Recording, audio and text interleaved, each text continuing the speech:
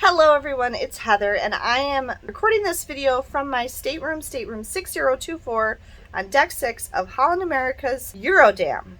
And we are on the last day of our 7-night cruise to Alaska. We're currently en route to Victoria, British Columbia, where we'll be for just about 4 hours this evening, which is a little strange.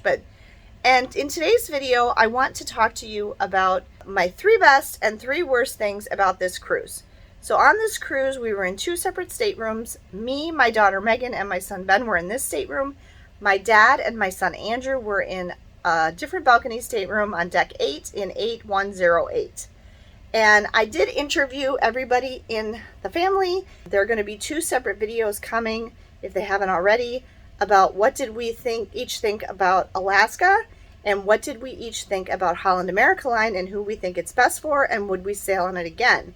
So if you want to make sure you don't miss any of those videos, make sure you're subscribed to the channel. And if you enjoyed this video and like it or find it informative or helpful in any way, please be sure to give me a thumbs up. Thank you. Okay, so this is a tradition I started a few cruises ago, where after the cruise or at the end of the cruise, I give you the 3 best and 3 worst things that we found about the cruise. So we discuss these as a group and we kind of come to a consensus. And I'm going to start right now with the best. Okay, number 1 best thing about this cruise was visiting Hubbard Glacier. Hubbard Glacier was absolutely amazing. The captain told us in the Ask the Captain session that I went to earlier today that he had seen every forecast he had seen had said that it was going to be rainy and yucky and icky when we went to Hubbard Glacier, and it ended up being sunny and beautiful and absolutely stunning. We were the first ship to visit Hubbard Glacier this season, and we were able to get really, really close. We were actually stunned at how close we got. And when we were at our closest point, they came on and told us that we were still a mile away. And I mean, it looked like you could actually reach out and touch it. There was a lot of ice in the water, and we saw the glacier calve or drop pieces of ice off the front of it multiple times, and it was loud and powerful and really interesting and exciting. It was a very cool experience to get that close to a glacier and to see the glacier. There's also another glacier off to the side there, and it was absolutely amazing. It was the most stunning scenery I think we've ever seen. That was on Megan's birthday, and she said this is the coolest thing I've ever seen. So it's hard to describe it when you're not actually there. It looks way cooler in person than it does in pictures, even though it photographs really well too. So number 1 best thing about this cruise for us was visiting Hubbard Glacier. Hubbard Glacier, by the way, is a large glacier, and it is one of the only glaciers that is still expanding and getting bigger every year rather than retreating like a lot of them are. Okay, the number 2 best thing about this cruise was the ship. I really like the ship. The Eurodam is a very nice ship. It is a little confusing to navigate and get around. Not terrible, but it's a small ship, but there's a lot more to it than you realize. You'll be able to see it in my vlogs and everything, but it's a very classic ship, and it has a very small casino. It has a beautiful dining room that's on deck 2 and 3 at the aft of the ship, and they gave us, I swear to God, the best table in the dining room. I don't know what afforded us that, but we are right off in the center of the stern of the ship, off the back of the ship on the dining room. That's where our table is. And we have these 2 staterooms, and I'll come back to that. But I like the ship design. I like the classic ship design. I like the layout of the ship. I like the decor of the ship. I like all the nautical decor they have throughout, and they have a lot of historical Holland America photographs all throughout, and they have some really cool paintings in the stairwells that are really neat. I know Andrew really liked those too. And it's just a very classic, neat looking ship, and I like this type of ship. It's, Holland America's look is the black on the bottom and the white on the top, and I really like the ship. I like the size, I like the design, I like the elegance, and I like the comfort. There's a lot of comfortable furniture all around. So I really like the ship. That's the 2nd best thing about this cruise. The 3rd best thing about this cruise, we took this in late May. We got on the ship on Memorial Day weekend. We're going to be ending on June 3rd. And there are almost no kids on this ship. There are kids. There are even babies and strollers on this cruise. And there are up to, young adults like my kids. But there's very few teenagers. There are actually probably more young adults, like late teens, early 20s, than there are teenagers between like 13 and 18. And there are a few here and there very young kids. And like I said, even a couple babies. But because there are almost no kids on this ship, that made for a very calm and peaceful atmosphere overall. And especially after our last cruise prior to this was in March, and we went on the Disney Magic, and it was packed because it was spring break, and it was packed with families of all ages and lots of little kids, and quite loud. So this has been a refreshing change from that. And so the calm, peaceful atmosphere, as a result of there being very few kids on board, was the third best thing about this cruise. Okay, now let me share with you the 3 worst things about this cruise. Number 1 is this room. Let me show you the room quick, since I'm sitting here. Okay, the view out the balcony is very lovely. Here we are, getting close to Vancouver. Here's our balcony. Okay, you can kind of see the room. I mean, remember, we've been living in it for a week, so it's a little bit in disarray. And they've put the luggage things back on the beds because we have to pack tonight to get off tomorrow morning. Okay, and the cabinets, closets are over there. Hooks where our coats are hanging. The bathroom's behind that wall. And I'm sitting on this little love seat. It's just a 2-person love seat, and there's a table here. And this pulls out into a what Megan has described as a very uncomfortable bed. This is pulled out. That furniture. It goes right up to it and touches it. And the stateroom attendant squeezes this table between the love seat and the window, the balcony door. So, because of that, we have had very limited access to our balcony. I mean, the decor of the room is fine. It's, you know, it's okay. But because we've had very little access to our balcony, he often doesn't make up our room in the morning.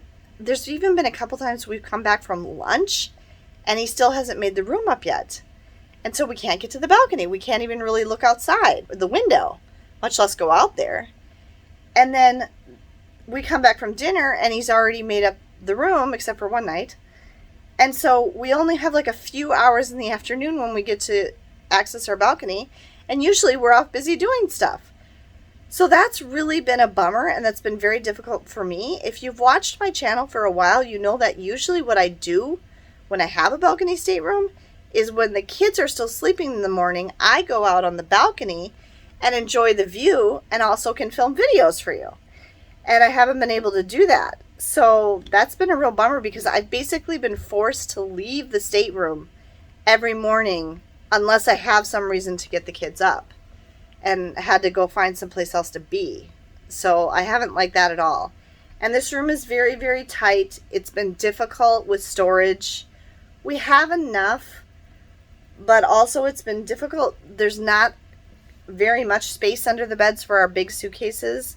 It's been kind of tricky having to get those in and out to get like our dirty laundry in there and stuff. The bathroom, I would say, is fine. The room being small, not having quite enough storage, and our inability to access the balcony have been a real negative. And so the cabin that we have, and unfortunately I think all the cabins are this size on this ship except for big suites. We have peeked our heads in and seen big suites, and you know, that just wasn't something we could afford. Megan did also pass by an inside stateroom that was being cleaned one day, and she said it was extremely small. She said it was basically just the bed, and that was it. So maybe because this is a smaller ship, the ship also doesn't seem to be very wide. And so I'm wondering if the cabins are just smaller.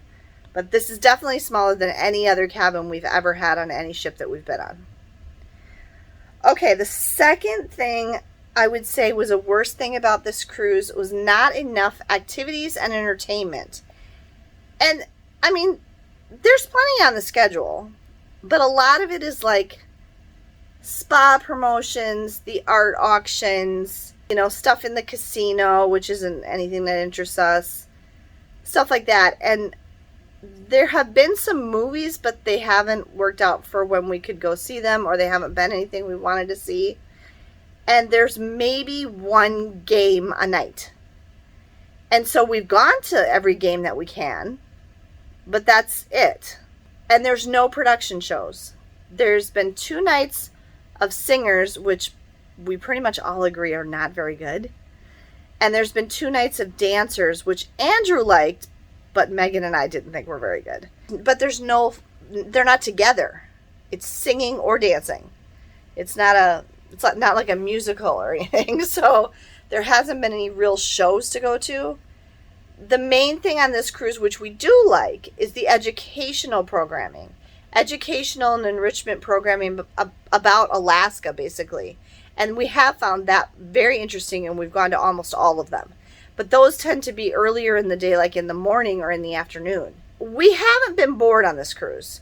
We've had plenty to do, and Alaska's pretty port intensive, and we did get off the ship in all 3 ports and do stuff. So that takes up a lot of your time, and you have to keep that in mind. But one thing is the staff. The entertainment staff is basically Don, who runs every single game, and Jordan, who is the cruise director. And that's it. So it's not like there's a team of people or anything. And so it's just kind of very limited, and we wish they had some more activities and things, and especially maybe a little bit more variety of stuff. Like, for example, the second night we went to a game, which I think there was a night in between, it was the exact same game we'd already played the first night. So that was kind of a bummer. It went different because there were different people there and stuff like that, but it was the exact same game. So not enough activities and entertainment was one of the worst things. Okay, and the third worst thing, and this is it's in a lot of ways, was our main dining room experience. The main dining room is lovely. The crew in the main dining room are very nice people. They're very friendly. They're always smiling. They're very polite. Okay, there's nothing wrong with them, but it's very slow. Like it takes like an hour and a half for lunch and 2 hours easy for dinner. And there will be big gaps when you finished your starter and you're sitting there with your dirty dishes in front of you, and half an hour will go by before anybody will come and clear those away. And it takes we'll be in the dining room for an hour before we get our main dish. So it's very, very slow. We can't tell if it's the serving staff that's slow, or if it's the galley that's slow, or if it's some combination of the two. But it's very slow. Also, the crew is pretty young on this ship. I mean, even Don and Jordan, who I mentioned before, they're pretty young. And the crew in the dining room, they seem like maybe they're not as experienced as other crew we've had in other main dining room settings. And they're sometimes seem really confused. For example, the drink guy who brings our drink orders, he always seems so confused. Like, I'll order a Coke, Andrew will order a Coke, my dad will order a Diet Coke, and Megan will get like a mango smoothie. Okay, and he'll come over with the 4 drinks, and we'll tell him, I got a Coke, he got a Coke, he got a Diet Coke, she has the mango smoothie. And he'll just stand there and look dumbfounded. And on several occasions, they brought the wrong drink. On several occasions, they brought us the wrong meal. 2 times, they brought my dad or Andrew the wrong meal, and my dad and Andrew didn't say anything, and they just ate the wrong food. Because, I don't know, they didn't want to wait to get the right thing. The time that they brought me the wrong food, which happened at least twice, both times, I spoke up immediately. I said, I didn't order this, I ordered this.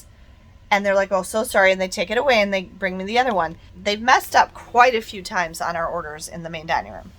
Also, the main dining room cleanliness is a little bit questionable. Megan has on multiple occasions had a very dirty spoon. I've had forks that have dried food on them.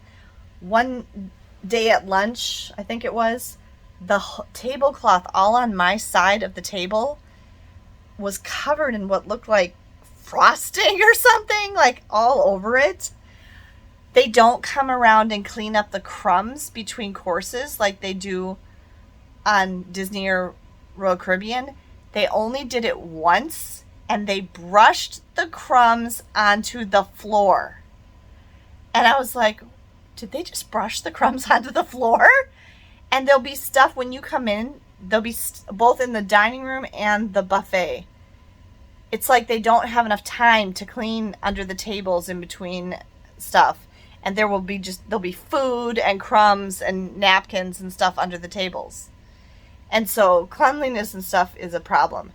Also, I think they have some food quality and safety issues because Andrew got really sick to his tummy, not vomiting, but the other way, on Sunday night, and I got really sick on Megan's birthday on Tuesday. Really bad. And I think both of us got a little bit of food poisoning. So that wasn't good. And I mean, just overall, we were not impressed with the main dining room experience. They've had cutbacks maybe, and they don't have enough people. It seems like they have too many tables. There's not enough crew in there. They don't seem to be trained real well. So it's just a whole host of things. So our main dining room experience was the third worst thing about the cruise. So there you go. That was our 3 best and 3 worst things about this cruise. I hope you found this video helpful, interesting, informative. If you did, please give us a thumbs up and make sure you're subscribed to the channel so you don't miss any of my upcoming videos about this cruise or our trip to Alaska. Have a great day, everyone, and safe travels.